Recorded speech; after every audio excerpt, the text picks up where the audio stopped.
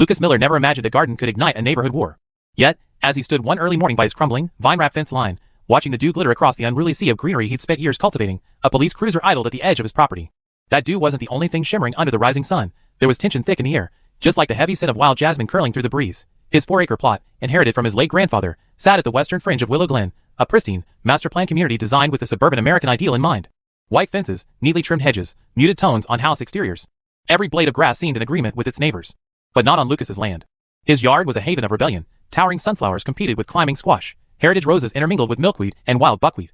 There was no uniformity, only expression. The police officer stepped out, his hand resting gently on his belt, not aggressive, but wary. "Mr. Miller?" he asked. "We got a call about unauthorized digging on community grounds. Can we talk?" Lucas barely flinched. It had begun. The source of the complaint was no mystery. Karen Whitmore, HOA board member, self-declared neighborhood coordinator, and unofficial arbiter of Willow Glen's aesthetic purity. For weeks, she'd been circling Lucas's land like a buzzard, leaving passive-aggressive notes about neighborhood cohesion and visual pollution. He'd been polite, direct, even showed her the deed. His grandfather, visionary and firm, had excluded the property from the HOA's control long before the rest of Willow Glen ever existed, a fact etched into legal documents stored in both county records and an old filing cabinet Lucas kept in his study. But Karen didn't care for deeds. She cared about control. When the police confirmed Lucas's ownership and saw the notarized documents he'd had ready, they left with an awkward apology. But the damage had been done. The rumor mill spun into overdrive. Whispers at the morning dog-walking circle, sidelong glances from neighbors, who once waved warmly now turned stiff. Lucas, a former biology professor turned homegrown horticulturist, found himself cast as a villain in the court of suburban opinion. Weeks passed. Then, signs appeared. Community Improvement Zone, authorized entry only. Planted brazenly on the southern edge of Lucas's property, the signs came with laminated flyers slipped under his gate, announcing a visual violation under Willow Glen's landscaping policy. He laughed at first. It was absurd, an HOA trying to govern land outside its charter. But Karen wasn't stopping. A crew arrived the next day with orange spray paint, marking off what they claimed was shared land. Lucas confronted them, document in hand, and they left. But a drone appeared 2 nights later, buzzing over his hedges like an overgrown mosquito. The invasion had gone digital. Lucas took notes. Photos. He logged every intrusion, every instance of unsolicited contact. The drone, he learned, was registered under Karen's husband's name.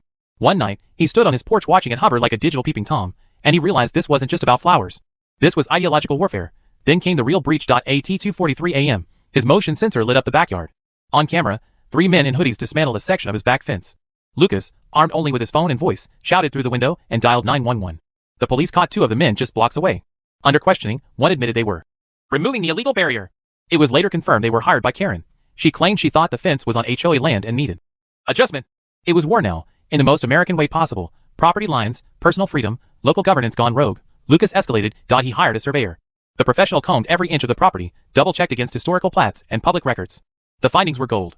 Not only was Lucas's property entirely exempt from HOA authority, but Karen's backyard gazebo, the pride of her wine nights and gossip circles, was actually built 6 feet into his land. Armed with this revelation, Lucas brought in an attorney. They filed a civil suit naming both Karen and the HOA, citing harassment, trespassing, attempted seizure, and defamation. Karen tried to spin the story in local Facebook groups, portraying Lucas as unstable and anti-community. But screenshots and drone footage told a different story.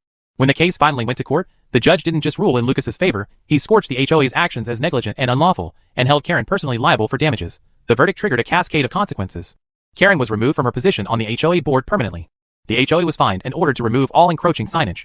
Karen's gazebo was torn down piece by piece, her backyard reduced to rubble, her kingdom fallen. Lucas didn't gloat.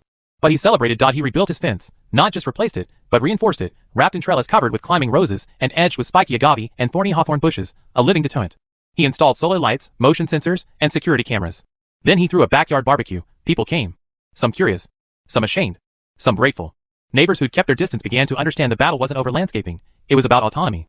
About one man's right to live, as he chose on the land he legally owned, and another person's obsession with control. The garden grew wilder in the months that followed, but it bloomed. It bloomed like rebellion. Lucas had never intended to become a SYMB. Lucas wasn't naive. He understood that even after winning in court, true peace doesn't arrive on the back of a legal judgment. It has to be cultivated. The scars left by conflict linger, sometimes buried beneath the surface, like roots from a tree cut down, but not removed. And in a community like Willow Glen, where reputation was currency and conformity an unspoken creed, his victory didn't erase the resentment, it only pushed it into the shadows. The weeks following the court's decision were marked by an eerie calm. The daily drone flight stopped. The morning notes and unwelcome HOA pamphlets vanished. Even the lawn committee's patrols, once reliable as sunrise, quietly rerouted their walks to avoid his gate. Karen's house, the one with the removed gazebo, stood brooding and incomplete. Its backyard was now bare, save for a lonely stump and a string of twinkling patio lights that flickered at night like forgotten stage lights after the show had closed. Lucas used the silence to rebuild, not just his fence, but his relationship with the land, and with a few of the neighbors who began, slowly, to drift back into view. At the barbecue he'd hosted, he'd seen the shift. An older couple, George and Marianne, once polite but distant, pulled him aside over paper plates of brisket and coleslaw. George admitted that he'd always admired the garden, but was afraid of rocking the boat. Marianne, more forthright, confessed that Karen had warned them that Lucas was an agitator. Someone who'd tried to weaken the HOA's authority. Lucas had smiled. I didn't need to weaken it. It collapsed under its own arrogance. Despite the joking tone, he knew there was truth behind his words. Karen's downfall wasn't the result of his aggression. It was the product of her overreach. Her belief that HOA rules could override personal rights had been her undoing. Yet, as Lucas replanted his wildflower patch and introduced new native species to the northeastern slope of his yard, he sensed the struggle wasn't entirely over. It never was in places like this. HOAs, after all, are institutions. Karen had merely been their sharpest instrument. Without her, the board appointed an interim president, a younger man named Craig Levine, who fancied himself a progressive voice in the community. He visited Lucas not long after the court decision, offering what he described as an olive branch. We're looking to heal, Craig had said, nervously adjusting the cuffs of his neatly pressed shirt. There's been some division. I think we can find a way to move forward. Lucas had offered him a glass of sweet tea, then calmly handed him a copy of the court order. The best way to move forward is to remember where your authority ends, he said. This land isn't yours to regulate. It never was. Craig had nodded, flustered, and left with the tea half-finished. In the months that followed, Lucas found himself increasingly seen not as an outcast but as a symbol, a cautionary tale for some, a quiet hero for others. Parents with curious children stopped by his garden, asking about the tall stalks of corn growing in rows beside medicinal herbs. Retired veterans strolled by and saluted him with their coffee cups. Even teenagers, drawn by the buzz on social media, would sometimes come by to snap selfies beside his free zone sign, which he posted half-jokingly near his driveway. But the peace wasn't absolute. Karen had moved to file a countersuit, albeit quietly. It alleged defamation and public humiliation. Lucas's lawyer, a hard-nosed woman named Sonia Ramirez, dismantled it in pretrial motions. Still, the effort confirmed Lucas's suspicion. Karen wasn't sorry. She was simply licking her wounds, waiting for her moment. And though the lawsuit died quickly, rumors began to surface again, this time online. Anonymous posts on local message boards accused Lucas of hoarding rainwater illegally, of running an unlicensed plant nursery, of using foreign species that could damage the local ecosystem. None of it held up to scrutiny, but that wasn't the point. The campaign was about noise, not truth. About trying to drown out his presence with enough static that someone, somewhere, would act. And someone did. One afternoon, while Lucas was trimming back a patch of overgrown thistle, a white pickup truck pulled into his gravel driveway unannounced. Two men in collared shirts stepped out, contractors. They claimed they were sent by the HOA to inspect drainage. Lucas stood firm and refused them entry. When he demanded paperwork, they had none. When he threatened to call the police, they left. Later that week, Craig called to apologize, insisting it had been a mix-up. But Lucas knew better. The HOA, despite its public shame, was still probing, still looking for weaknesses. Not in his fence, but in his resolve. Lucas did what he always did. He documented. Cameras were updated. Permits reviewed. County officials consulted. He even welcomed a visit from the Department of Water Resources to verify his runoff system, which they declared a model of sustainable land management. In the face of whispers, Lucas countered with facts. When faced with intrusion, he answered with law. And when challenged emotionally, he responded with dignity, never stooping to Karen's level of smear or spectacle. He understood something critical. That reputation isn't something you're given. It's something you build, one principled decision at a time. Still, it took a toll. There were nights when Lucas sat on his porch long after the solar lights clicked on, sipping lukewarm coffee and listening to the frogs in the creek, wondering if the peace would ever truly hold. It was exhausting being a line in the sand. A man can love his land, cherish his plants, but when every leaf and stone becomes a symbol, it gets harder to just be. He found solace in creation. One summer morning, inspired by the resilient prairie grasses growing wild near his property's edge, he began work on a new garden bed. Not for show, or protest, or public opinion, but for himself. He dug slowly, methodically, listening to the soil, remembering his grandfather's words. The land doesn't argue. It either grows or it doesn't. It always tells the truth. In this space, Lucas wasn't a plaintiff or defendant. He wasn't an icon of resistance. He was just a man in the dirt, doing what he loved. The first blooms appeared in August. Purple coneflowers, their petals stretching like arms to the sun, opening in defiance and grace.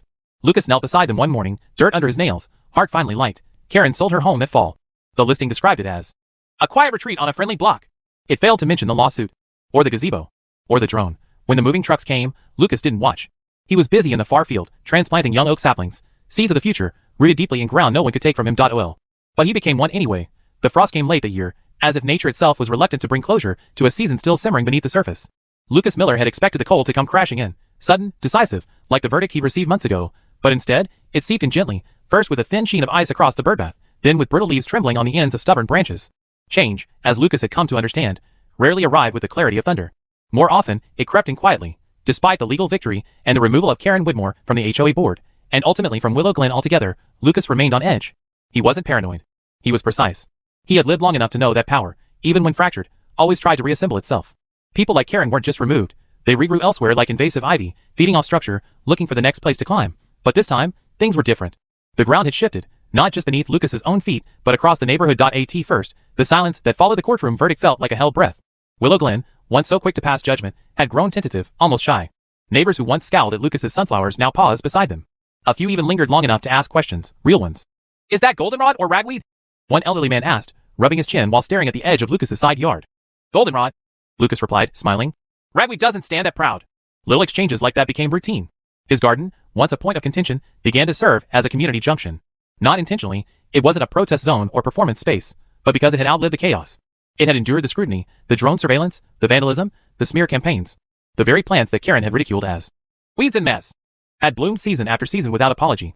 In doing so, they had won their own quiet kind of respect. And respect, Lucas had learned, is more powerful when it's earned, not demanded. One late autumn afternoon, he was planting crimson clover as a winter cover crop when he saw a young woman watching from the sidewalk. She wasn't from Willow Glen. Her jeans were torn at the knees, and her hoodie carried a logo from a local environmental college. She approached slowly, like someone entering sacred ground. "Are you Lucas Miller?" she asked. "I am," he said, dusting off his gloves. "I read about your case," she continued. "My professor used it in a seminar on land rights. Said it was the perfect example of a small-scale conflict with big implications." Lucas blinked, surprised.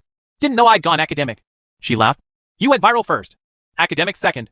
She introduced herself, Naomi, a student in environmental law. She asked if she could interview him, not for the media, but for her thesis. Lucas agreed. They sat under his pecan tree, and he spoke carefully, not to glorify the fight, but to clarify it. It had never been about rebellion for rebellion's sake. It had been about dignity. About boundaries, both literal and metaphorical. Naomi asked, "Did you ever think about selling the land? Leaving?" Lucas shook his head. "If I had, what would that teach anyone? That being right doesn't matter? That the louder voice always wins? This land was given to me by a man who believed in independence. I wasn't about to dishonor that because someone didn't like my flower beds." She smiled, closed her notebook, and promised to send him a copy of her thesis when it was finished. As winter deepened, the community began to shift in small, visible ways. The couple down the street replaced their sod front yard with a rock garden and ornamental grasses. Judith, the woman who once silently disapproved of Lucas's gardening, now waved at him every morning and had started growing rosemary and sage by her porch. The HOA, under its new leadership, released a memo encouraging landscape creativity within reasonable limits. Lucas chuckled when he read it. Reasonable was a vague word, but it was better than uniform. Even Craig Levine, the interim HOA president, started showing up more as a listener than a regulator. He stopped by with questions about drought-tolerant plants, about how to encourage pollinators. Lucas gave him seedlings and a copy of a book on regenerative landscaping. The two began to form a cordial, if careful, understanding. Lucas didn't forget what had happened, but he chose not to let it calcify into bitterness. Forgiveness didn't mean amnesia. It meant he could talk to his neighbors without weighing every word like evidence. It meant he could enjoy his garden without checking the sky for drones. And yet, despite the outward progress, Lucas felt a void forming inside him. The conflict had defined his life for so long that he struggled with its absence. He'd spent months braced for battle. Now that peace had arrived, he wasn't quite sure how to live in it. He turned inward. He began restoring the old greenhouse his grandfather had started decades ago, a crooked frame of rusting iron and cracked glass panels that had once stood proudly on the southern slope. Most had dismissed it as junk, but Lucas saw it as legacy. Something unfinished. Something waiting. He worked in silence, day after day, hauling glass, replacing panels, relaying brick. He refused to rush it. There was a kind of therapy in the slowness, in putting something back together, not out of necessity, but out of respect. It reminded him of the quiet days in his childhood when he'd watched his grandfather prune vines with calm precision, whispering names of plants like they were old friends. As the greenhouse took shape, word spread. Neighbors began asking if he'd teach a class. Not a formal one, just something local. Lucas hesitated at first. He didn't see himself as a teacher anymore. But one Saturday in early spring he agreed. He set up folding chairs under the pecan tree, brewed sweet tea, and opened the gates. To his surprise, over 30 people came. Some brought notebooks. Others brought stories of their own fights with bureaucracy, with neighborhoods that valued image over identity. One woman cried as she explained how her HOA fined her for a tomato plant in her front yard. Another man said Lucas's story gave him courage to challenge a city ordinance that banned rainwater collection. Lucas listened, nodded, and then spoke. "I didn't set out to fight," he told him. "I just didn't want to be erased. My garden, this land, it's an extension of who I am. You deserve to live in spaces that reflect who you are too. Rules exist for structure, not suppression. Don't let anyone tell you otherwise." Applause came slowly, then fully. Not because it was a rousing speech, but because it was real. The greenhouse was completed that summer. It stood tall and luminous, catching the morning light and scattering it across the garden in a cascade of softened beams. Inside, Lucas grew everything from heirloom tomatoes to endangered wildflowers. He called it the archive, a living tribute to the untamed, to the overlooked, to the roots that refused to be pruned. He invited school children on field trips. He hosted seasonal potlucks. He even began documenting his plants and publishing short essays online, part journal, part manifesto. One day, he received a letter from a man in another state. It read, "I saw what you did. My HOA tried to force me to cut down my apricot tree. I fought back because of you. I won." Lucas framed it. Karen Whitmore was never heard from again in Willow Glen. But her name lived on, not as a curse, but as a lesson. New board members were taught the history of the Miller incident, not as a scandal but as a caution. Authority, when misused, corrodes the very community it claims to protect. Lucas grew older, but his garden stayed young. It changed with the seasons, expanded in places, contracted in others, but it never stopped being wild. He kept no lawn. He needed no approval. And the community, strangely, flourished. By the time Lucas turned 70, he'd become a quiet legend. Not a loud one. He didn't write a book. He didn't run for office. But when a young neighbor, fresh from college, came to ask about converting their backyard into a pollinator haven, they didn't go to the library. They went to Lucas, and he always answered the same way. Come walk with me. Lucas Miller's story wasn't about rebellion. It was about stewardship. About the courage to preserve what matters when the world demands uniformity. It was about holding ground, not just physical property, but the invisible space that defines a person's right to be different. In the end, he didn't just reclaim his land. He transformed it into a sanctuary, a classroom, a conversation, and perhaps more importantly, he transformed Willow Glen, not by force, but by example.